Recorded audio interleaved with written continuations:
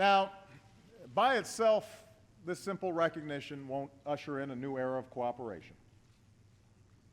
What comes of this moment is up to us. What comes of this moment will be determined not by whether we can sit together tonight, but whether we can work together tomorrow.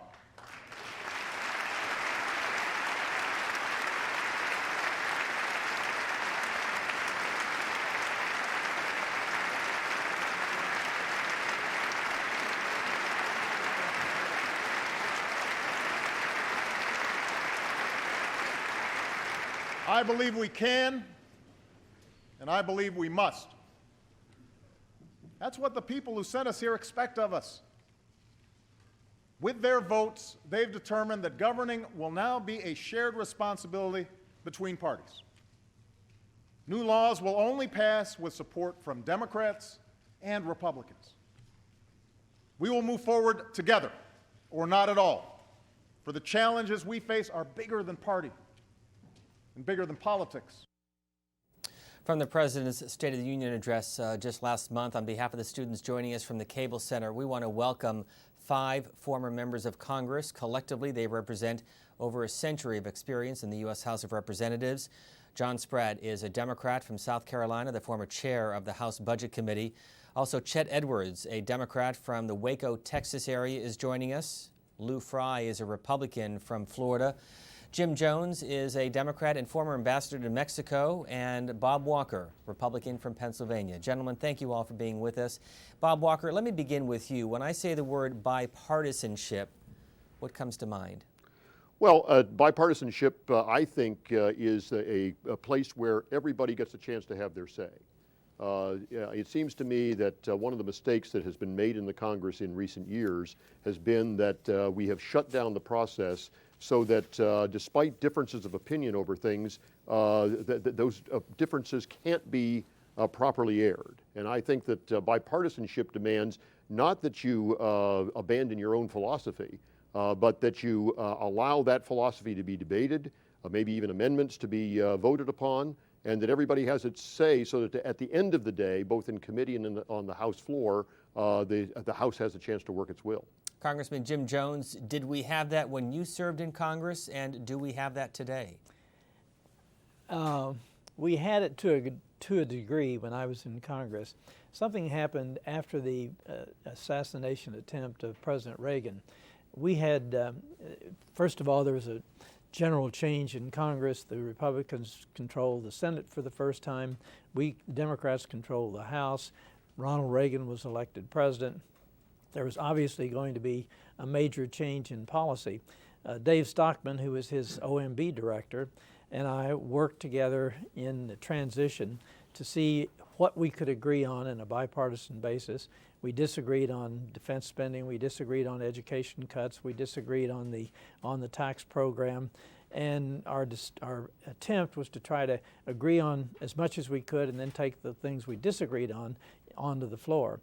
After the assassination attempt of President Reagan, all of a sudden this bipartisanship shut down, and a decision was made to get all of the Republicans and to get enough of what they call boll weevils, the mostly Southern Democrats, conservative Democrats, to vote for the Reagan budget, the Reagan tax bill, the Reagan reconciliation, and President Reagan won that.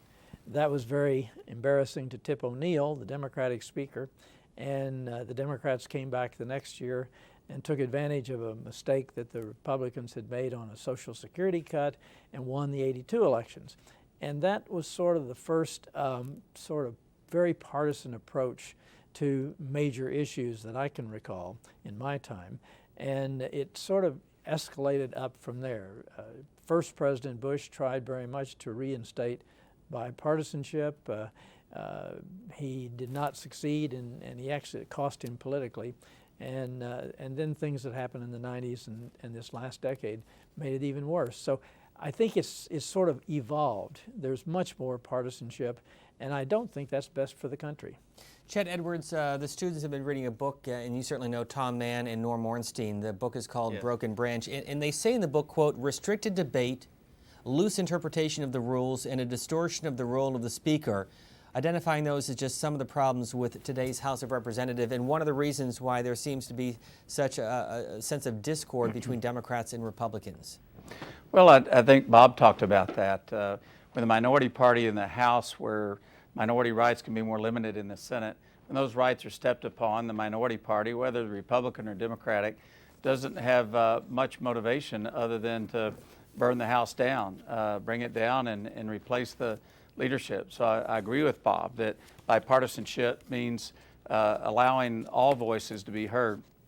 I'd also add that to me bipartisanship means good faith negotiations and understanding that in our democracy of checks and balances, there has to be compromise. Neither party can get all at once. And I think when Bob and John and I were in Congress in the 90s, we balanced the federal budget, brought in surpluses, and passed what I thought was a very good welfare reform bill under a Republican House and President Clinton. I think that was a good example where sides didn't have to compromise their principles, but by looking for common ground, we were able to balance the budget and pass welfare reform and earned income tax credits that help low-income working families get off welfare and make a better income while working. And Lou Frey, in the book, Some of the Rules of the Road, we've talked about this in the past when you joined us here on C-SPAN, but I want to quote Bill Armstrong, who said, before running for office, ask yourself 20 questions. And one of those questions is ask yourself, what are your own motives? Why are you running for office, and what do you want to accomplish? How much of it is a partisan motive, and how much of it is a legislative motive for the vast majority of those who seek a seat in the House of Representatives? My feeling is that most of it's legislative. I think there's a lot of good people on both sides of the aisle, and when we talk about bipartisanship, I would take a step back even further. And I think the question of civility really is what you need. Chet, you and I can disagree very vehemently, like on Vietnam when you were in the staff up there. It was a big issue. But we could go down and shoot baskets after, have a beer and that. The labels did not get stuck on people at the time. The issues were intense in that, but there was a respect and a recognition that no one person or party had all the answers. When I talk to kids, I say, you know, I didn't take an oath to the Republican Party. You know, I didn't take an oath to the Democratic Party. I took an oath to preserve, defend, and protect the Constitution. And while we all fail in doing it perfectly, I think with that as sort of your North Star, I think it makes it a lot easier. You know, I was there before and partly during, and you know, you could live with Democrats. I mean, you know, you didn't get thrown out. I mean, you could be seen with My them wife said it's difficult at times, you know. But, and it really wasn't even much of an issue. You talk about Tiger Teague, you know, a Democrat chairman and that, and I was telling you, he would let me have hearings in my district, which was a Democratic district, on the space program, and it would look like I was the chairman. Again, I wasn't, but I mean, the decency to reach out. The personal things are really, really, really important. You and bet. maybe if the people up here knew each other a little better, like we all did, we wouldn't be having some of these problems. Well said. And Congressman John Spratt, you served with 5 presidents, Presidents Reagan, Bush, Clinton, Bush 43, and President Obama. What changed in your 20-plus years in Congress? Well, I think the institution has become more partisan than it was when I first joined it in 1983. But there have been occasions, which Chet just mentioned, where we came together. The stars were aligned to balance the budget, finally to bring to fruition efforts that we have been undertaking for months and years. And it was only successful because the Senate leadership, which was Republican, and the House leadership was Republican, agreed with the president, and every time we met on the balanced budget agreement of 1997, every time we met, the president's first team was on the floor. So the president came forward and he participated in the process as well, which indicates that even getting together on something which everybody knows is significant still requires that the president be an active participant. And his participation was critical to getting it put together and then getting it passed. And I think that frequently we've had presidents who didn't want to get into that kind of detail in the congressional process. As a consequence, they didn't get past what was truly bipartisan legislation. Now, one of the problems with bipartisanship and with having unrestricted bills is that the opposition is going to get out there probably and try to tag some kind of gotcha amendment on the bill.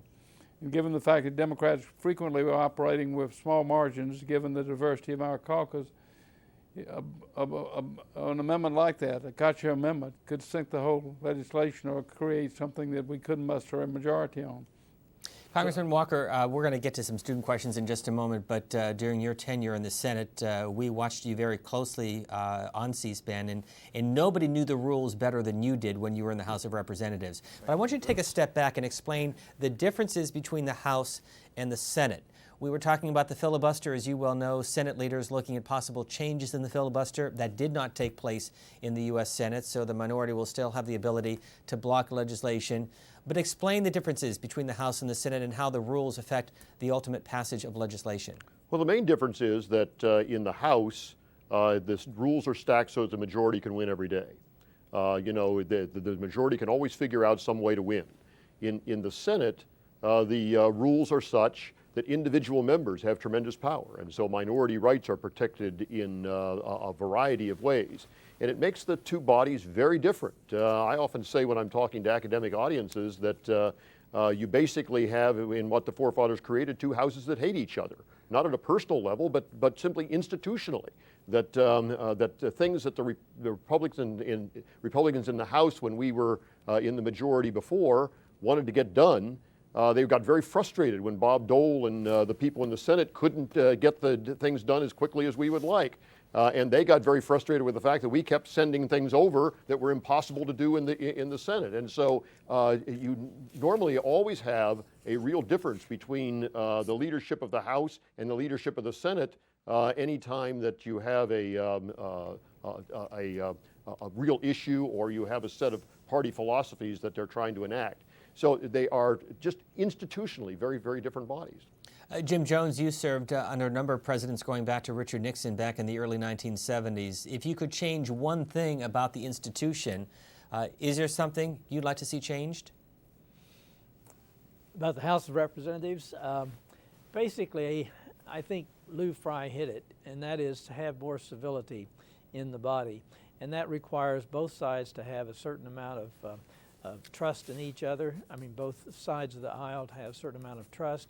The rules have to be fair, and I think that's the thing that's missing. And also, it would be well if members of Congress would come to Washington and spend more than just 2 or 3 days a week and then go back home. I think it's very important to get to know your adversary, your competitor, on a personal basis, as opposed to an arch enemy. It's a competitor, and I think that's missing from the Congress today. Let me open it up. Anyone else want to respond to those points? Congressman Frey, Congressman Spratt? No, I would say, go ahead, Lou. no, I just say one thing. I just sitting here, I'm proud of the opportunity to serve in the Congress. I think it was the greatest opportunity in my life. And when I look at changing it and so forth and everything, I'm sort of glad it really hasn't changed a great deal from the constitutional days and that. I think it's something we ought to be proud of. We ought to know something more about. I mean, the civics knowledge in our country is horrible. 40% of the people in Florida can't name 3 branches of government, and I won't ask you about your states, but we really have something that's fundamentally good. And I think the people in it are fundamentally good. We got great staffers up there. Sure, I mean, little things you'd like to change, but not the way we do business. I guess if I would make one change, I would like to see us follow the underlying rules more than we do in the House. The fact is that the rules say that we have to pass or authorization bills before we pass appropriation bills. It means that policy then is set before you actually spend the money.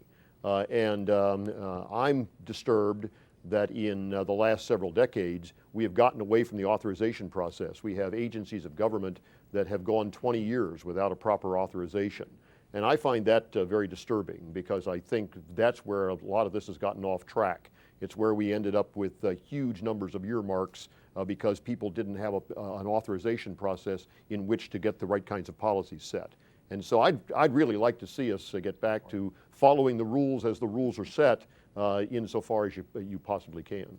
Congressman, Go ahead. Sure. Steve, if I could just jump in. One thing I'd like to see Congress find time to do, we always promise, never really follow through with it, is more oversight. Because while the executive branch, the President, Congress, as President Obama said on this program, need to work together for the good of the country, and we do need to look for common bonds. We should also remember the Founding Fathers' vision was that it'd be a two-way relationship, working together, but also a system of checks and balances.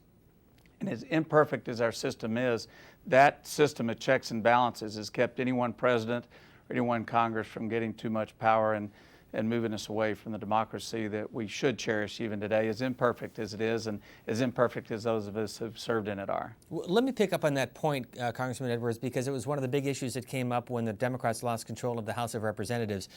Regardless of who is in control of the House, when you have your own party in the White House, does that restrict the checks and balances that you were just talking about, because there's less of a desire from Democrats to investigate a member of their own party if they're in the White House? I think that's true. If we're going to be honest, I was chairman of the Military Construction and VA Appropriations Subcommittee for 4 years, and part of that was during the Bush administration, part of it during the Obama administration. Maybe human nature being what it is, you're a little less interested in investigating a Democratic president if you're a Democrat, or Republican president if you're Republican. But I think it'd be good for the country if, regardless of the party affiliation in the Congress or the White House, that Congress takes its oversight responsibility seriously. It can be done with civility.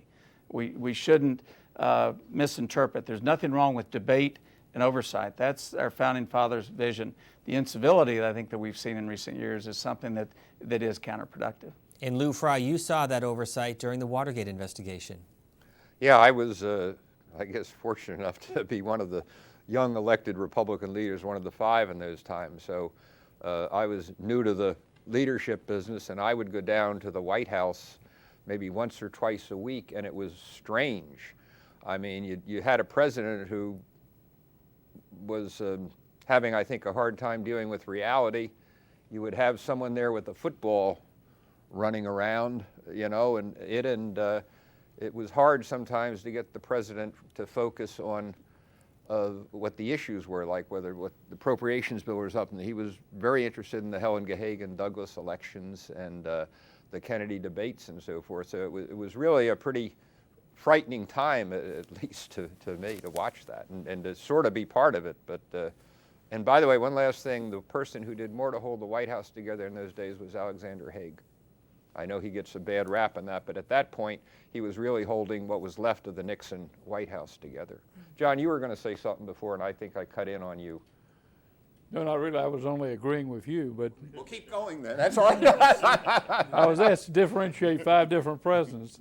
And one thing you can say for Bill Clinton, going back to the 97 agreement, is number one, he understood what it was to be president and appeal to the people, and at the same time work with the Congress. It was not one or the other, it was both put together. And a classic illustration of it is the way we brought the forces together.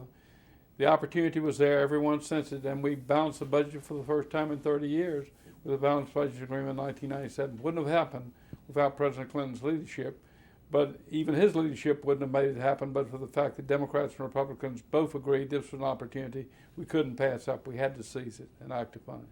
Congressman Spratt, I'm going to stay with you. We're going to go around the room, and then we'll get to the first question from one of the students in Denver. And my question to you is, tell the students the year that you first ran for office and why did you win that election? Congressman Spratt? I ran for office first in 1982. The economy was not doing so well. Despite the Reagan tax cuts, there was questions about whether or not Reaganomics was going to work. And so the condition of the economy gave me an advantage, frankly, when I was running for office in 1982. I wanted to serve in the House from the time I'd been in student government in college. So it was a great fruition of my ambitions to get to serve in the House. And I'd worked on the Hill with the Department of Defense for the couple of years that I was on in the Army. And both of those things made me want to get engaged in this process and be a member of the House. And I'm one of those people who got to do in life one of the things he wanted to do, and it was a great experience. I'll never regret doing what I did, and will always look back with great fondness on the opportunity to serve in the House of Representatives. Congressman Lou Frey, what about you? You ran the same year Richard Nixon first won in 1968. I was a political accident. I had no interest whatsoever in politics in college, law school, the Navy. I came back home, and the only reason I went to a political meeting is I had no business in the law practice of trying to meet somebody. So I went to a young Republican meeting. There were no Republicans in Florida in those days. I decided I got interested in it. it seemed to me that it was pretty dumb of me not really to look at this thing. And so when I was 32, I figured if I'm going to be in this stuff, I might as well be in the big leagues, right? So I decided to run for Congress, and even my mother was doubtful. But I spent 13 months. I went to over 30,000 doors in a 4-to-1 Democrat district, and I won by 65% of the vote. And I really was never headed in the House, but totally apolitical. I wasn't like you in college or grade school or something. I could care less about politics, and I think it's one of the reasons I try and spend so much time teaching young people, because no one ever gave me a chance either, by the way. No one ever gave me a chance. I never had a course in it, in something, and we've tried to do a little bit to make up for that. Jim Jones, you succeeded Lou Frey in the House about 4 years later, in 1972. Why did you run, and how did you win? Well, I had been interested in politics since I was a kid. My dad was a rural mail carrier in those days. This was before television really penetrated Oklahoma, and the summer entertainment was politics, and I just found it fascinating. So when I was in college, Jim, can I interrupt you there? Yeah. Because my predecessor wrote the bill that set up the rural free delivery system. And instead of running as D.E. Finley, he ran thereafter as R.F.D. Finley. That's great. That's great. That's how good politics was, to be a rural mailman. Well, I had decided I wanted to get involved in politics, and so when I graduated from college, I went to Washington to work for a congressman, and by a set of accidents and what have you, when I finished law school in Washington, I was invited to come to the White House and work for President Johnson. And so I was with him the last 4 years of his office, and then went back to my native state of Oklahoma. And when I went there, I settled in the second most Republican district in the whole country. And I had the first. I had the first in my era. when I was there, Orange County had the most Republican district, and ours was the second. So I ran in 1972, and Lyndon Johnson was not exactly made to order for that particular district, but we won. And that year, Richard Nixon carried my district with 81% of the vote, a little over 100,000 votes. The Republican Senate candidate, Dewey Bartlett, carried it with 60-some% of the vote, and I carried it 55-45. How did we do it? I think basically is we separated ourselves from the National Democratic Party and some of the things that the McGovern campaign was carrying forward, and we put it on an individual basis. And I tried to set up vote for the person and not the party. And we tried to contrast ourselves to my opponent, who had been the mayor of Tulsa, and somehow we lucked out and won. We spent last week listening to some of the Johnson tapes. That's another conversation for another time. We won't go to Lyndon Johnson too much today. Let me turn to Congressman Bob Walker from northern Pennsylvania. Well, actually, my district was in southeastern Pennsylvania, around Lancaster, and I got into it first as a congressional aide. I came to Washington with my predecessor. I spent 10 years as an aide, and when he decided to retire, he talked to me about seeing whether or not I could be a successful candidate in running for the seat. And so I made an exploration of it and thought that I could get a candidacy together. And he said that if I looked like I could be successful, that he would endorse me, which he ultimately did. In my district, it was a strongly Republican district. It had elected its first Republican congressman in 1856, 2 months after the party was founded, has elected nothing but since. And so the fact was that if I won the primary, I was going to get elected to the Congress. The problem was that even with his endorsement, it didn't stop 10 other people from getting into the race. And so I had a very, very competitive primary that I ended up winning with 19% of the vote, and went on to win the general election then with 65% of the vote, and never really had a significant challenge after that. But it was the first office I ever ran for, and I, like some of the others, regard it as a great high point in my life to have served in the House of Representatives, because it is a place where you have an opportunity to really impact the overall direction of the country. And if you have any bent at all for public service, it certainly is a place where public service is a part of your being 24 hours a day, 7 days a week. And I really do believe that most people come to Congress with that particular bent in their lives. They want to be a part of a public service background. And finally, Chet Edwards, when you served in Congress, one of your constituents, President George W. Bush. How did you win in 1990, and why did you run? Steve, I ran, as Bob mentioned. I just wanted to make a difference for this great country of ours. I was 40 when I was elected, but for the students listening, I would say that I made my first race for Congress in 1978. I lost to my former economics professor at Texas A&M, Phil Graham, but by only 122 votes. And so I'd say to the students, I almost won a race at 26, and I hope some of you will think about running. You don't have to be as old as us guys sitting around here talking to get involved and run for office. And I'd say to the students that there are three things that I think really make this job meaningful, despite all the cynicism toward Congress these days. One, you can make a difference for your district and your state and your country, and all of us wants to make a difference somehow in this world. Secondly, it's intellectually interesting because you're looking at issues from war and peace to the environment to education. And thirdly, you meet fascinating people, not only presidents, but I'll never forget the day I met Bill Gates and Rosa Parks within 2 hours of each other. No place else but Congress could you do that. Two people who changed the world. One, the richest man in the world at the time. Another, an indigent African-American woman in a southern city that had the courage to say, I'm not moving to the back of the bus. So I hope we have some future members of Congress, senators, or presidents in the audience today. Well, I think you do. Could I just add one Absolutely. thing? Because Chet reminded me, one of the secrets of my being able to win against those odds were young people. I have always enjoyed going into the schools, talking with students and what have you. So when I came back to Oklahoma, I did a lot of that speaking in the local schools and developed a strong following of young people. And one of the liberal congressmen who we had been at odds with from New York, I saw him one place and he said, get the young people involved. He said that their parents may vote straight party line for president, straight party line for governor, straight party line for senator. But if their kids really work on them, they'll throw away a vote for congressman. And indeed, we had a youth movement that was just tremendous. And so if any of you think you don't make a difference in these political campaigns, think again. You really do make a difference. Yeah. Our topic is Congress, and our focus includes a discussion on the book by Norm Ornstein and Thomas Mann. Is it the broken branch? How do we deal with bipartisanship?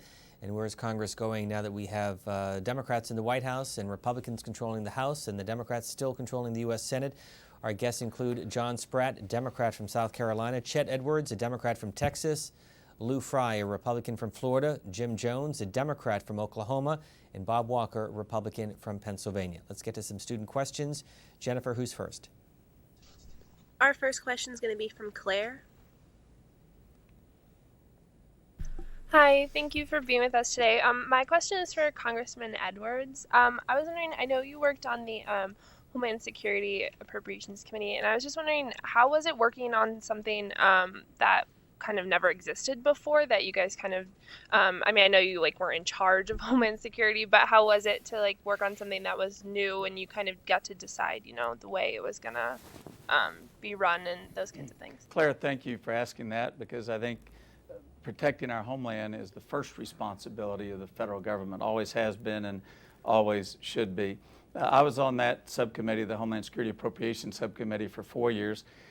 It was an important subcommittee for its very purpose, to prevent terrorist attacks here in the United States, protect American citizens and communities. To be honest with you, I think we are still struggling with what looked good on paper, taking 22 different separate agencies that all had different computer systems, different cultures, and trying to put them under one agency. And years later, I'm not sure it's still working. And that's an example of where soundbite solutions always aren't the best solutions. And in hindsight, I think Congress would have done it differently had we understood the problems. Still doing a good job in many ways, but a lot of problems trying to bring that those 22 organizations together under one roof.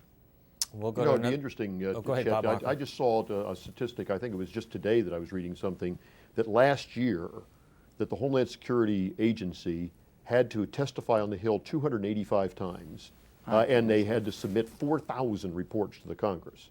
Now, I mean, the time and energy that is consumed in doing that means that there's something wrong in the way Congress handles the Homeland Security issue. It's partly stems from the fact that all those 22 agencies still have jurisdictions in a variety of committees rather than in one committee that need to be combined. But it's an example of where the executive and legislative don't always do a very good job of working together. Key point Good point.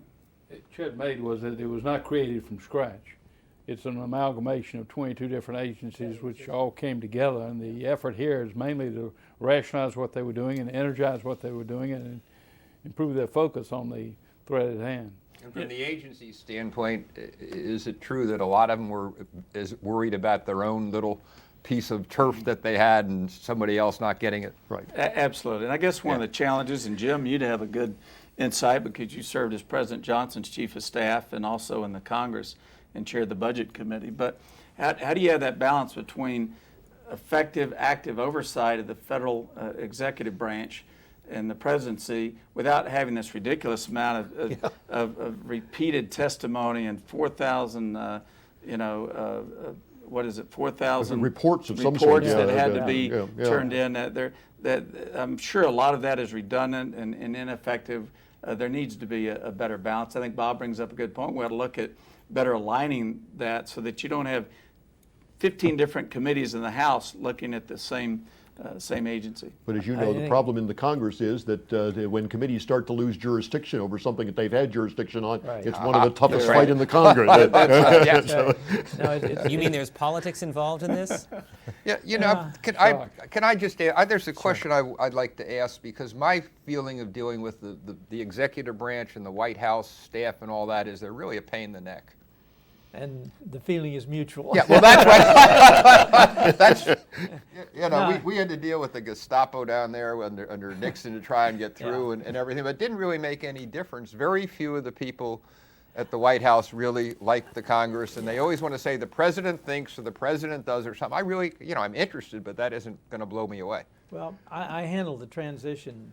President Johnson had me handle the transition to the Nixon administration. And he said he wants President Nixon and all of his people to be fully briefed, ready to go at January 20th at 12 noon. So we did do that. It was the first time they really had that kind of a transition. What I learned in that is that President Nixon didn't have enough people who had run for office, who had some election experience, and it was an isolated White House. One of the good things about Lyndon Johnson is he insisted that all of us give the highest respect to the members of Congress and to those who ran for elective office.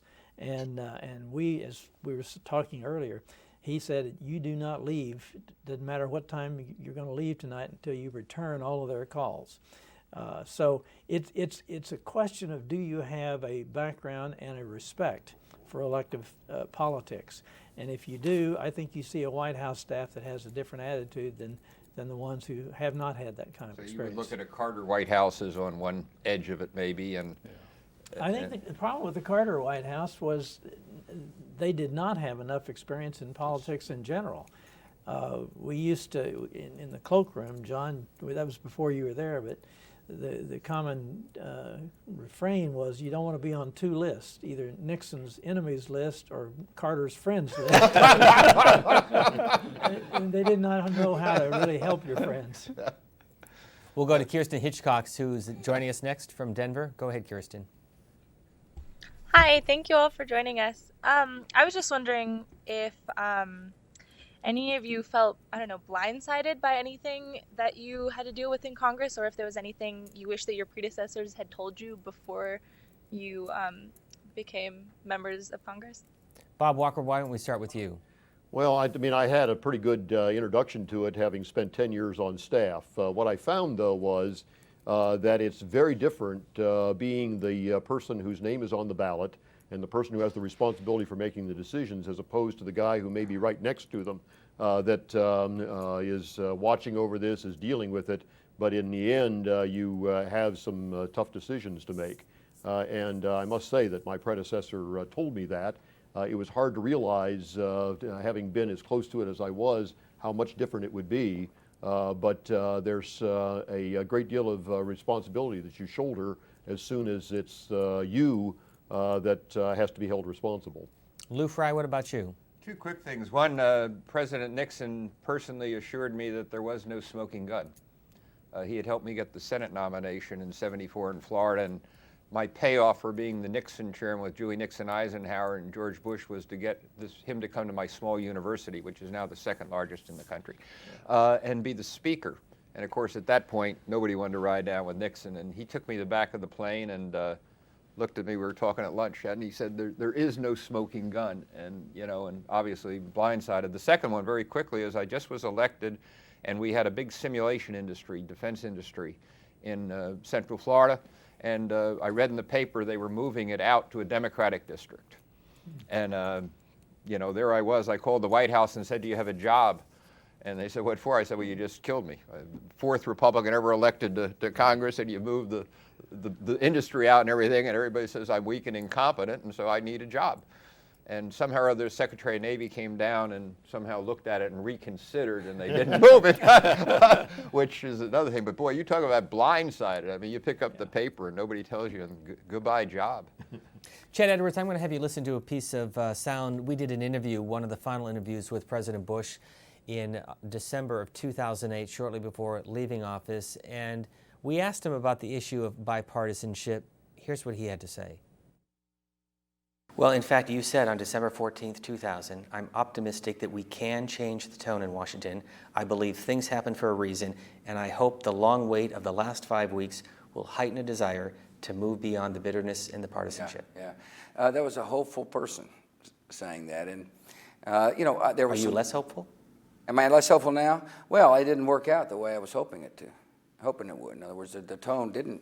It changed some initially. Remember, we got No Child Left Behind done. We worked together on PEPFAR. I mean, there were some bipartisan accomplishments, but the rhetoric got very tough. I mean, this is some people here in this town use the politics of personal destruction to advance their agenda. I don't want to sound self-serving, but I haven't, and I don't think a president should. But no, I was hoping for a better tone, and it didn't happen. Chet Edwards, your thoughts? Well, Steve, I think President Bush, who was a constituent of mine, and he and I had a great relationship. He never campaigned against me, and I'll always be grateful for that. I think he came to Washington wanting to govern our country as he governed as governor of Texas on a bipartisan basis, but it didn't happen. I think there were bipartisan reasons for that. On the Democratic side, a lot of people didn't want him to succeed. On the Republican side, frankly, Karl Rove, his second month in office, Karl Rove called me and said, Chet, why are you trashing the president? I'd written a very polite, respectful letter saying the president's budget is going to zero out the COPS program, the Police on the Street program, and let's work together to try to get some funding for it. And when I had that conversation with Karl, I thought, he doesn't understand our founding fathers' system of checks and balances if he thinks that respectful letter was trashing the president. But I don't blame President Bush personally. I think President Obama wanted to change the culture in Washington, but culture is harder to change than anything in our society or any society. And somehow we Democrats and Republicans have got to find a way to get beyond this ugly partisanship and these personal incivilities. Amanda has a question in Denver. Go ahead, please. Thank you. Mr. Frey, you had mentioned that you never took an oath to the Republican Party. And my question was just, I was wondering if you guys could describe the relationship that you had with the party leaders when you were serving, whether it be the president or the speaker, the minority leader, and how much their vision and their priorities influence your actions and your votes. I think one of the first things you have to do is start with your district and your state in that, because that really can get you in a lot of trouble or out of a lot of trouble. And I was lucky because they didn't help me. And so when I got there, I really didn't owe them anything. And there weren't that many of them, even if they were mad at me in Florida. So that made it a little bit different. But when you get there, though, the pressures are a lot different. Obviously, you're a younger member. You're trying to find your own way. And a lot of legislation comes up that really you don't totally know everything you should know about it. And such as who you're going to vote for the leader of the Republican Party. or the number 2 person. If you make a mistake in that, you could wreck your entire career, and it's happened to a number of people. So the pressures, I think, for a young member of Congress are more from the national level and the party level. I truly, probably get dragged out, but I truly, the Republican Party in the state and in the nation, my only wishes were they wouldn't get me in trouble. They wouldn't say something dumb that I would have to explain. I'd rather they just sort of kept quiet and did the building and that and everything. And party politics, I think, in some ways is even more difficult than what we do up here. So my feeling is smile at them and everything, but don't get too close. I think a lot depends on your district.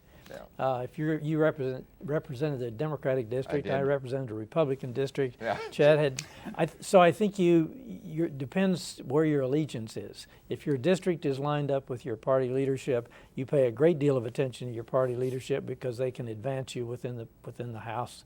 If it's not, I think you have to look out for your district first, what the people want out of you who voted for you. Yeah, they're not voting for you as a Republican or a Democrat, Right. And you did the right thing. You ran basically as an independent, and you were able to sell it, which doesn't happen very much.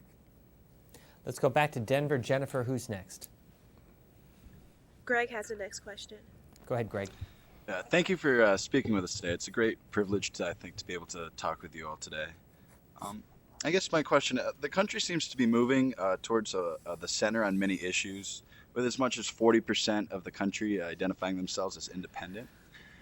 The media, however, seems to perpetuate the political extremes, and I think that often makes it difficult for bipartisan work. I guess my question is, do you think that we'll see a more centered political agenda in this upcoming Congress, or more political posturing and extreme sort of rhetoric? And how big a role do you think the media is in kind of perpetuating the political extremes today? Congressman Spratt and then Congressman Walker, if you could address those issues. I hope we see more comity, more cooperation, but when the Senate Majority Leader, or when the Senate Minority Leader, Mitch McConnell, says that their chief and number 1 objective is to make sure the president doesn't get reelected, it doesn't sound the right theme, in my book, for comity and cooperation in this term of Congress. I hope I'm right. We've got some huge mistakes, huge decisions to make in this country, and we can't make them alone. Neither party can, because the decisions are so consequential. They have to be made together. And so it's critically important that we work together if we're going to deal with problems like the biggest deficits in our country's history. And Congressman Walker? Well, I think definitely that the independents have become the swing vote in most districts, in most states at the present time, and so therefore both sides are looking to appeal to them. But I think the real problem rests in the fact that the fundraising for politics has become obscene. And the fact is that the amounts of money that have to be raised now to run campaigns, too much of that money is raised at the wings of the parties. And what that means is that people are out saying that they will support issues that in many cases don't allow much in the way of compromise. That, in fact, then colors the debate, because many of the people who give money to campaigns don't want a solution to the problem. They raise their money based upon the fact that the problem exists. And so a solution that brings it toward the middle is not something that they are really all that interested in having happen. And so they'll stick to very hard-line positions in the midst of an attempt to negotiate inside the Congress. I think that has undermined the ability to bring about the kind of legislative compromises that are necessary if, in fact, you are going to find solutions. And so until we solve some of the problems that are connected with campaign finance, we are going to continue to have problems, I think, in creating an atmosphere in which legislative compromise can take place. Could I piggyback on that? Since I was a centrist, I was a Democrat representing the most Republican district in America, represented by a Democrat. And what I'm not worried about our country's future or our Congress, because I'm not going to be there. But I am worried about the loss of bipartisan centrist members on both the Republican and the Democratic side. When you have Bob Bennett from Utah, that's basically rejected by his own party after being a distinguished conservative senator for many years, on one hand, and then liberal Democrats going after Blanche Lambert Lincoln, the senator from Arkansas, what you're seeing is the center is going. They're either being defeated in primaries, being defeated in November, or they're just retiring, and we're seeing a spate of retirements now. And Chet, the Supreme Court's decision, Citizens United, has really ominous results for the future. I think we've only begun to see the camel's nose under the tent. It's going to have enormous consequences for the way people vote as well as for the way they campaign. You're right, and I think what Bob said, the money has a big impact. And to answer Greg's question too, I think, Greg, that the media plays a big impact. People are watching the news that just reinforces their own pre-existing positions and biases. Fox News or MSNBC. Those of us in the middle tended to make the Fox News watchers upset because we were too moderate or liberal, and we made the MSNBC crowd at night angry because we didn't toe the Democratic Party line in every case. So in a parliamentary government, you can work with party in one extreme, a party on another, and maybe not many centrists because the party in control has a lot of power. In our system of checks and balances, you have to have those centrists and those bipartisan members. So and our democracy will figure this out. The people will figure it out. But at a time most Americans want more bipartisanship, I think you're seeing the parties ending up nominating people on the far right or the far left, and that's a problem. So that means you have to watch C-SPAN all the time, Congressman Edwards. They should watch C-SPAN all the time, and we wouldn't have and read the political rules of the road too.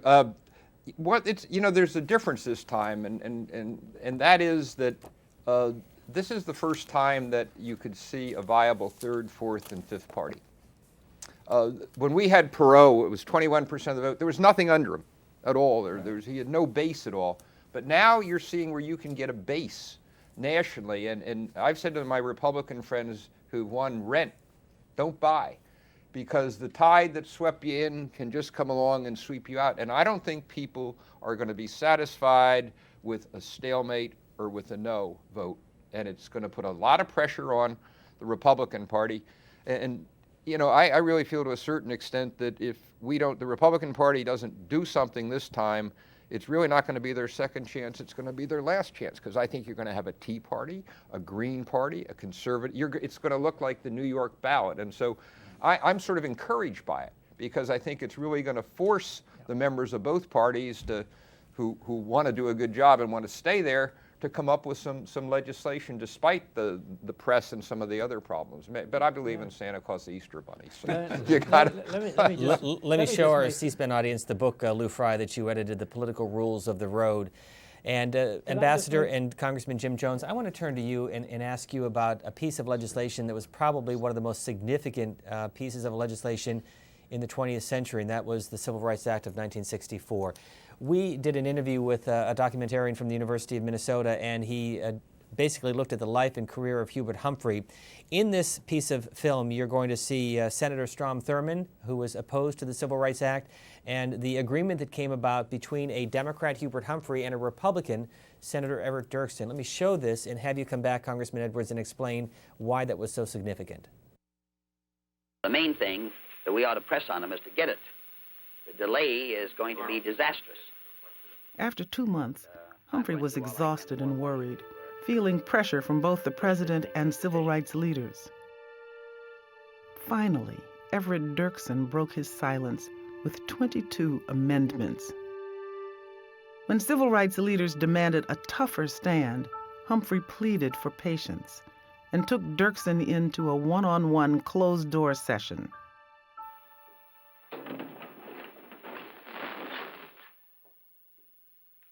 Two weeks later, they surfaced with the bill intact and Dirksen in the spotlight. And I, for one, want to publicly express my respect and admiration for you and my sincere thanks for what I call service beyond the call of duty and putting country ahead of every other consideration. I could say as much for you, my friend. Thank you. Thank you, Everett. We have lost a battle, of course, but we are not yet ready to surrender in our opposition to this bill, which we feel is a perversion of the American way of life and a great blow at the right of dominion over private property that has been the genesis of our greatness. From the documentary, Jim Jones, you witnessed those events. Put that into perspective. Well, I was still in law school in 64, but I was there for the Voting Rights Act of 65. Lyndon Johnson really felt that on very important legislation, you really had to have the buy-in from both political parties. And Everett Dirksen was truly a leader because any piece of legislation, whether it's civil rights, education, whatever, we never sent anything up to the Hill until the president met with Ev Dirksen and Charlie Halleck and Jerry Ford on the Republican side and in the Democratic leadership. And basically, he made his pitch why this is important, not only to the country right now, but for history. And what would it take to get them on board and so there would be give and take at the presidential level before the legislation ever went up. But in those days, you did have civility and personal relationships between the leaders of the two parties. And I think that's one of the things that's missing today. But to me, the United States is not like most countries. We do not have a strong left and a strong right. Those are really the minorities of our population. It is the great center, the central thinking that prevails in our country. And so if you don't have the broad majority, or at least a substantial minority, of both political parties, then I think you are passing legislation that is not appreciated and perhaps not supported. You know, I think the health care bill is an example of what happens when you don't have bipartisanship in passing major legislation. You not only need bipartisanship to pass legislation, immigration reform, balancing the budget, health care, you need that bipartisan buy-in once the bill has passed. So now we have the country divided. Democrats selling the health care bill as a positive thing, many Republicans opposing it. And for major legislation, I think the buy-in from the country is just as important as the passage of the law itself. So I think that's what we lose. And to go back to the point that we were talking about earlier, had we debated that bill fully, even if it took 2 or 3 weeks on the House floor, we would have known what was really in it. And there would have been amendments to pull out things that are now very controversial items. And we didn't have that kind of debate. And so therefore the country ended up divided over what other people were saying about the bill rather than about the true nature of the bill. So important. And Bob and John, you'll remember this. My first vote in Congress was in 1991. We voted to authorize war against Saddam Hussein after he invaded Iraq. I think it was the high point of the debate in the Congress in my 20 years there. Every member of the House was given 5 minutes, and almost every member took that 5 minutes. There was a vote. Many Democrats were upset because their side did not prevail. I voted for it as a Democrat, but many Democrats opposed it.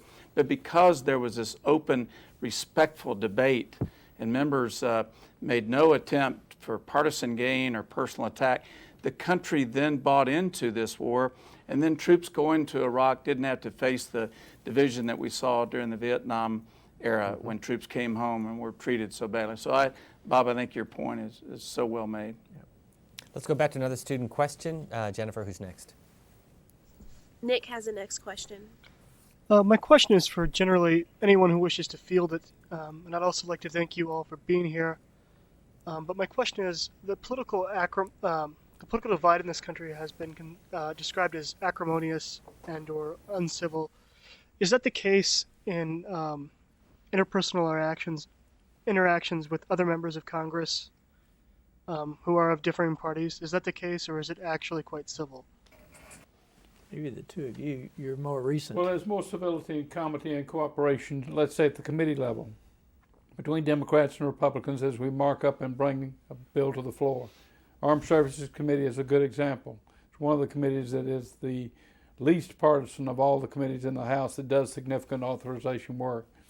And the leadership of that committee, the chairman of that committee and the ranking member worked well together, and to make sure you have the votes to pass it when you come to the floor and to fend off any amendments that would not be well taken. There's a fair amount of comity on that particular committee. And I think that's true in most committees where members do get to know each other. They found out that the differences between them are not as great as they thought from a distance. And I'd just add to that, since I just left Congress a month ago, as John did, that there's far more partisanship in Washington and Congress than when I came here as a young graduate of Texas A&M in 1974. But I would also say behind the scenes there's a lot more comity, respect, and bipartisanship than the typical American citizen would see by watching the cable talk shows, because they want the far right and the far left on that cable talk show for entertainment value and ratings purposes. Those are the people that get invited. The members of Congress like these I'm privileged to sit with did a lot of the work behind the scenes and made the nuts and bolts of our government work and work better.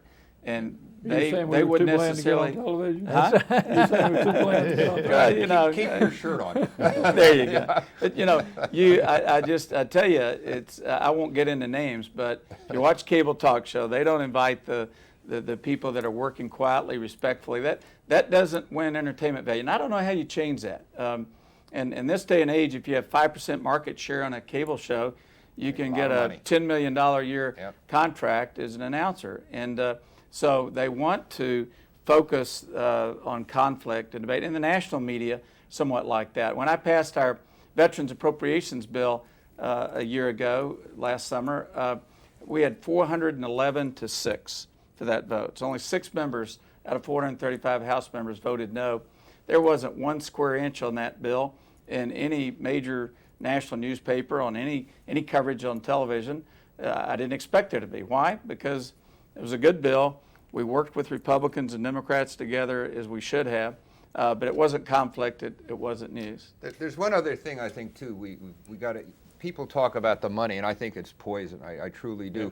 But in the 70s, we tried to limit the amount of money you could spend in the time of the campaign. And I think it was the Supreme Court in U.S. versus Vallejo said we violated the First Amendment. And so that means, in terms of some of these things you're talking about, in terms of money, in terms of time, it's very difficult to change the election process, which means it's very difficult to change the money issue. And it also, you make money by being on the edge and the fringe. So we've got some rules that are sitting there. You know, they say you can't yell fire in a movie theater. Comes from a dissent, I think, and I'm not sure who it was, but it was a very famous justice. I think that the money in our system is worse than yelling fire in a movie theater now. I think it is. I think the money is, but I think there also you have to look at the way the way the districts are drawn. The redistricting is required every 10 years. In the last couple of decades, they've been drawn by legislatures basically that protect either a Democrat or a Republican, and they pile all of that particular party into a district. So your effort as a person running for Congress is to win the primary. And if you can win the primary, then you'll win the general. But by winning the primary, your allegiance is to a small sector of people. And so if you get away from what that small sector wants, you're in trouble. You may get defeated the next time. So that's one of the reasons that there's not enough compromise, if you will, which some people think is a bad word. And so I think that needs to be addressed. And what I would like to see, the Iowa, for example, has a very good system. They have independent judges that redraw the districts. They try to draw them evenly and fairly. And you see a much better system there. Bob Walker, let me put another voice on the table if I could. This is an interview that we did with President Bill Clinton as he was leaving office. And what you might find ironic is that the same question that we asked President Bush on civility, we also asked with President Clinton. He, of course, only the second president to face impeachment. You were not in the Congress when he was impeached, but you certainly worked with him and sparred with him in the first 4 years of his administration. Here's what Bill Clinton had to say in December 1999. Have we lost the civility between Democrats and Republicans in Washington? Well, maybe we're getting it back now. I always felt somehow that if I could survive the 91, 92 campaign and then take everything that they threw at me ever since and continue to do my job and continue to be civil toward the Republicans, that maybe by the 2000 election, both the politicians and the press would revert a little bit to the way it used to be. And I would say the preliminary indications in this campaign are fairly encouraging in that regard. People do what they do in politics very often because they think they will be rewarded. And if they think there's no reward for it, for abandoning civility, then they won't do it anymore, the people that are willing to do it. And so I'm very hopeful that we'll see in this campaign a very vigorous debate over the issues. I think there should be. I don't agree with some people who say, well, there's really not that much difference between all these candidates. I don't agree with that. I think that they have different views on various issues which would have quite significant consequences for the United States and its future. And I think the American people can sort that out. But to get to that, it is not necessary for them either to be hateful to each other or try to destroy each other personally. And so I'm kind of, so far, I'd say that it's been pretty encouraging to me watching this campaign. And let me say, I have had very cordial relations with the Republican leaders in the House and the Senate in this last budget period. You know, we just concluded what, from my point of view, was an immensely successful congressional session with a budget that made major commitments in education and reducing the crime rate and supporting our role in the world. So I'm quite encouraged about where we're going. Maybe we've turned a corner here, and I hope we have. Bob Walker, that was 12 years ago. What are your thoughts? Well, I liked Bill Clinton a lot. He was a genuinely warm individual, and you couldn't help but like him when you dealt with him. That doesn't mean that you don't have difference of opinion. Look, our forefathers designed an adversarial system. They designed 3 branches of government, none of which are in the same vein in terms of their responsibilities. And they designed a Congress that, as we've talked about before, doesn't particularly like each other. And early in our history, developed a two-party system to assure that different philosophies would have a chance to come to the table. So there's always going to be an adversarial role. The question is whether or not that is done in a vein in which people don't see each other as enemies. And I think one of the geniuses of the legislative process, and particularly of the House of Representatives, is that you soon learn that your adversary today may be your ally tomorrow. And that you find that, okay, we're going to have a real battle out here on the floor over something where we disagree today, but tomorrow we may well be lined up on a piece of legislation and be in each other's camp. And you ought to conduct yourself that way. I don't think any of these guys here would doubt the fact that I was a pretty harsh partisan at times in the Congress. I always tried to keep it, though, on the issue level rather than at a personal level. And so therefore, at the end of the time, you could go and have lunch with the people that you were just battling with on the floor, and you could laugh and talk about what you had just done and keep it at a civil level. I think that's what this system is all about, and the way in which it was designed when the forefathers first put it together. Nathan has a question. We'll go to him next. Go ahead, please. Hi, thank you for joining us today. It's a privilege to be able to talk to you, gentlemen. And Nathan, before you ask your question, give the gentleman some background on your role at DU and what you did before you came back to college. Let's see. When I was 18, I went to college for the first time and then dropped out. And then over the years, I worked, in the food service industry. I was a manager at a restaurant, and then put myself back to school through community college, and got good grades, and here I am at DU at the age of 28. I'm working in political science, and I'm definitely interested in I don't know, I was unprepared for this little biopic here. Well, go with your question. Doesn't stop us. You did well, Nathan. Yeah, that's right. Go get him, Nathan. Okay. I wanted to get down to a little bit more of a nitty gritty. With your guys' wide experiences in Congress, I was wondering if there was some kind of consensus, especially given a lot of you are more moderate in your rhetoric. Is there some consensus on what we can do about the budget issues right now facing this Congress? This Congress came in with sort of a mandate to take care of this budget deficit and get some of the spending under control. A lot of that was, rhetoric that whipped up, I think, bases for the Republicans. But a lot of it is true. I think deficit spending does need to get under control with tough choices to be made. I think recently we just saw that they're looking at cutting the heating program for a lot of the houses who need heating assistance. And so, some of these cuts fall on very disadvantaged people. Well, Nathan, let me go to two former chairs of the House Budget Committee. We'll start with Jim Jones, who served as the chair, and the most recent chair, Congressman Spratt. Jim Jones, first to you. Well, you're absolutely right. The deficit and the debt are so deep and so difficult. It's going to require really a bipartisan effort to get it under control. There's going to have to be some protection, because when you take those tough votes, you have to know that on the Republican side, if you're a Democrat, there will be enough votes to support that position so that they can't take a big advantage on you when you run for re-election. But essentially, I think the President's Commission and some of these other commissions pointing out the level of the problem, the depths of the problem, and offering some very serious solutions that take a lot of political courage, I think that was a good start.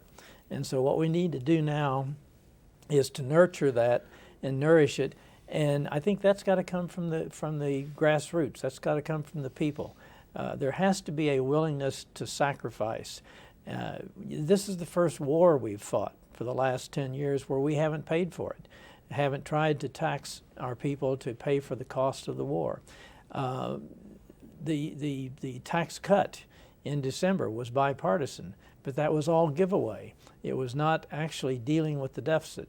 So I think there has to be an understanding that if we're going to get the deficit under control, A, we have to know the consequences if we don't, and what that's doing to the future of our country and our children. And then B, say, okay, I'm willing to do my part and I'm willing to support you on some of these tough decisions. And Congressman Spratt? We can only really come to grips with the deficit when we bring everybody to the table and put everything on the table. Jim was mentioning defense. It's no longer sacrosanct. It has to be on the table. We're spending over $700 billion a year. We've got to come to terms with that. And we haven't raised taxes commensurate to funding the level of defense that we've gone to, particularly in our overseas engagements. It has to be done. There are long-term problems, mainly dealing with health care entitlements. That's the biggest challenge of all in the budget situation. It's the situation we don't face immediately, but we can see it soon enough to know that the sooner we do something, the better. In the near term, we've seen the budget deficit probably go up this year, unfortunately. It's $1.3 trillion. The estimate of CBO last week was to go to $1.4 trillion before it starts back down again. The good news, though, is that if the economy recovers, certain things will begin to play for deficit reduction so long as we keep them in bounds. For example, the automatic stabilizers, unemployment insurance, Medicaid, FDIC. There's a whole host of programs which spend more as we go into a recession and then spend less as we come out and strengthen the recovery. Those will begin to be felt. We'll see some pluses. The TARP money was appropriated, $700 billion, anticipating we'd lose up to $200 or $300 billion of that. It's not going to happen. We're going to recover most of that money. So there are some pluses in the short term, such that if we stick with that budget that we've got and make sure we don't aggravate or exacerbate it, by 2015 we can have the deficit, today's deficit, which is totally unsustainable, cut by more than half. But beyond that, 2015, the budget deficit starts back up again. We've got to deal with the health care entitlements, hard as that may be for the long run, in order to stabilize the budget in the years after 2015. And we're not going to make those big decisions that have politically troublesome consequences unless you get Democrats and Republicans at the table hammering out compromises that become the committee report. Otherwise, we'll probably end up in gridlock again unless we can come together. Chet Culver and Bob Walker, I'm going to try to ask this as a yes or no question. I'm not sure you're going to play a game on this, but let me try. Chet Walker, I'll begin with you. Can you reduce the deficit without raising taxes? With everything else that you're looking at, a $14.5 trillion debt that we're now faced with, can you do it by cutting spending alone? Yes. And you can do it in a way that promotes economic growth, because you cannot have any kind of hope of getting to a balanced budget if you don't have growth in the economy. That's how we achieved it at the end of the 90s. It was a huge wave of economic growth that took place at that point that allowed us to balance the budget, and it's because you set policies in terms of regulatory policy, in terms of taxation policy, and so on. I contend that you need a fundamental reform of the tax system in order to get there, but I don't think that you have to raise taxes in the midst of a situation where the economy is undergoing a fundamental change and where you could throw the whole thing off the tracks by having a taxation system that takes too much out of the economy. And Chet Edwards, can you lower the deficit without raising taxes? Well, with bipartisan respect to Bob, I'd say no. I agree with him that in the short run, while our economy is still struggling and we have high unemployment, this would not be the time to raise taxes. But when you consider about 70% of the budget is defense, Social Security, Medicare, Medicaid, and interest on the debt, which you have to pay, I don't see where the cuts come from in order to balance the budget long-term structurally. I do think that Democrats are going to have to be willing to say, we will accept spending cuts before we will push for any kind of tax increases. I don't think most Americans want to raise their taxes just to spend more money and have larger deficits. But in the 1990s, Bill Clinton raised taxes, and it did help strengthen the economy.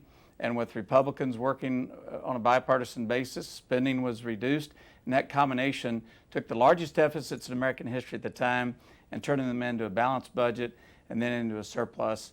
For the long-term good of our country, I think it's going to be, frankly, I think it's going to require both. Let's go to Ann next in Denver. Go ahead. Hi, my question is for Mr. Jones, and I was just wondering, as former U.S. Ambassador to Mexico, what is your opinion and what do you think needs to change in order to resolve the conflict in Mexico in terms of the drug war? Well, Mexico is undergoing a very stressful situation, similar to what Colombia went through in the past 20 years. The drug organizations are very powerful. They're getting weapons from the United States that are more powerful than what the Mexican police have. The amount of money that is sold in drugs in the United States is about anywhere, it depends, anywhere from $20 to $40 billion a year.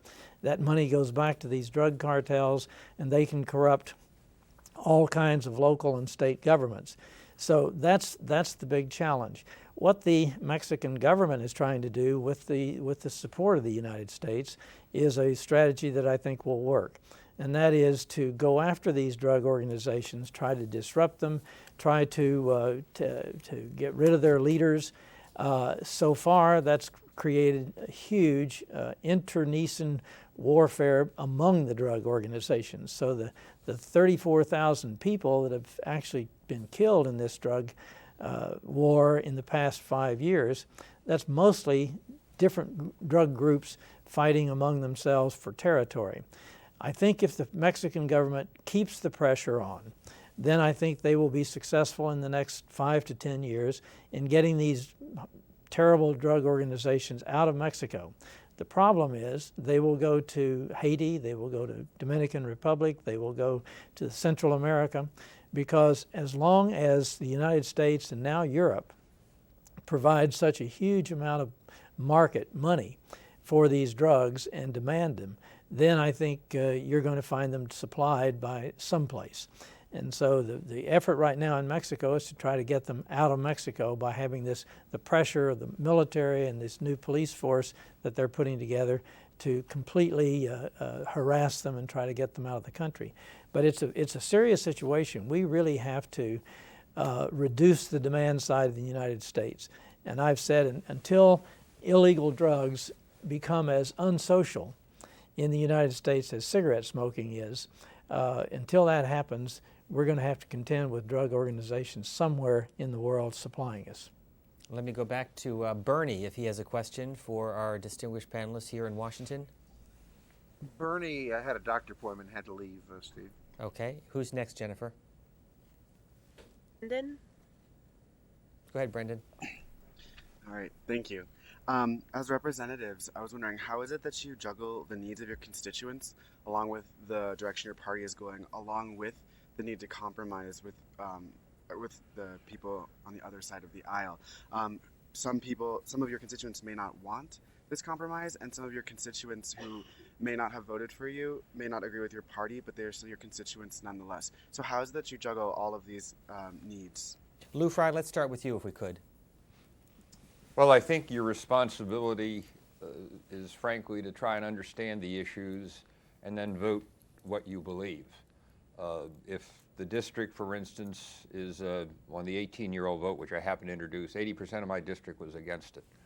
And I happen to think you shouldn't get shot at without at least having a chance to vote. Seemed like a pretty reasonable thing in that. So you try to educate the people on those kind of issues. I don't think, at least I never wanted to be someone who reacted to every poll and ran around and saw what the poll is as to what you were going to do. I tried to do my homework. You had friends in Congress. You would go talk to people in different committees. It wouldn't have to be a Republican or a Democrat, somebody you respected to learn some more, because there's no way you can know about every issue. I don't know enough about wheat in Nebraska or Oklahoma if they have wheat, somewhere out there. But I mean, the point of it is that you really use the assets you have to try and figure out what is the thing to do that you think is right. And it all fits in. I mean, in some issues, frankly, if it didn't make any difference to the people, it was an even vote, and somebody asked me who'd worked with me in the space program, I'd vote for their program and do it. On the other hand, you couldn't given me enough stuff to change my mind in Vietnam. I mean, I was willing to lose my office on that. And I guess my feeling is there's certain issues you're willing to bleed to death on. Yep. I mean, there's 7,000 votes, whether you're not going to bleed to death in those issues, but there's certain key issues that really, really are important. I'm sure we're all the same to us, and we're willing to put our careers on the line over it. So there's no one answer. I think it's just a level of what the issue happens to be. Congressman Bob Walker, I'm going to conclude with this question, and we'll go around the room if we could. But I wanted to ask you, you talk about the checks and balances, and to some people, the checks and balances in government means stalemate and means bureaucracy. But to others, it means what the Founding Fathers wanted us to adhere to. And so my question is this: how do you make Congress and how do you make Washington efficient while still adhering to what the Founding Fathers wanted this government to be all about? Well, the fact is our Founding Fathers didn't particularly want efficient government. They wanted to limit the amount of power that government could wield. And so therefore they designed a system that was meant to stop the exercise of power rather than enhance it. And so we are always going to be somewhat inefficient in this democracy. It's the nature of the democracy that we have put together to assure that there is vigorous debate about those big issues that we face as a country. And I don't think the ultimate goal should be efficiency and effectiveness. Dictators can be very efficient, but they also can be very wrong in the way they deal with the people. Our forefathers believed in the individual, and as long as you have individuals of different persuasions electing the government, it's always going to be somewhat inefficient. Congressman Chet Edwards, you spent nearly 25 years in Congress. How would you answer that? Well, much like Bob, I don't think our Founding Fathers meant our government to be the most efficient form of government. As he said, a dictatorship is far more efficient. Bob and I and all of us would agree that government agencies need to see that we spend tax dollars more efficiently. But the system of checks and balances should cause the gnashing of teeth and debate between Republicans and Democrats in the House and Senate and the Congress and the President. It's not as efficient as a parliamentary government, but I think it's a better system, and it fits our culture that doesn't want to put too much power in anyone's hands. And yet, as you've seen over the years, John Spratt, both in your early years and also now with a president who was a former member of the Senate, his own frustrations with the slow process of getting his nominations through the Senate and getting bills through Congress in general. How do you respond to all of that? One of the first revelations for me coming to the Congress, even though I'd worked with the Congress when I worked in the Pentagon, one of the first pleasant revelations was the quality of the people we were working with was much higher than I anticipated, or certainly than the press and the public give us credit for. I think that's true still today. If anything, the Congress may be less than the sum of its whole, it's less than the sum of its parts. And we need to do more to get the institution to cross the party lines, to work together, to seek common ground, to find solutions to problems.